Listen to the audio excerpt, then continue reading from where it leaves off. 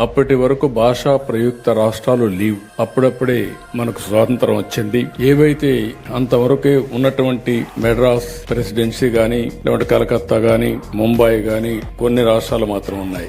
అలాంటప్పుడు అప్పటికే మీరు చూస్తే తెలుగు వారిని కించపరిచే విధంగా మాట్లాడే పరిస్థితి నుంచి స్వాతంత్రం కోసం పోరాడారు. స్వాతంత్రం కోసం పోరాడిన తర్వాత తెలుగు జాతి కోసం పోరాడిన వ్యక్తి పొట్టి శ్రీరాములు గారని చెప్పి కూడా నేను మీకు తెలియజేస్తున్నా.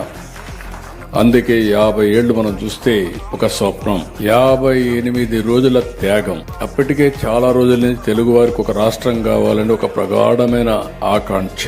వివిధ కారణాల వల్ల మీరు ఒకసారి చూస్తే అటు తెలంగాణ ఉండే తెలుగు ప్రాంతాలు గాని, ఇటు ఆంధ్రప్రదేశ్ లో ఉండే రాష్ట్రాలు గాని వివిధ సమయాల్లో వివిధ పాలకుల దగ్గర ఉండిపోయే పరిస్థితి వచ్చింది. అయితే స్వాతంత్రం వచ్చిన తర్వాత ఆ రోజు ఆయన ఆలోచించారు, ఎన్నోసార్లు విజ్ఞప్తి చేశాడు, కానీ ఎవరూ పట్టించుకోక పోతే 1952 అక్టోబర్ 19న మద్రాసులోని గొలుసు సాంబమూర్తి గారి ఇంట్లో పొట్టి శ్రీరాములు గారు నిరాహార దీక్ష ప్రారంభించారు. అందరూ కూడా ఆషామాషిగానే తీసుకున్నారు. ఏదో చేశారు, రేపో మాపో విరమించుకుంటారంటే ఆయన పట్టుదల మీద చూస్తే 58 రోజులు కఠోరమైన నిర్ణయం.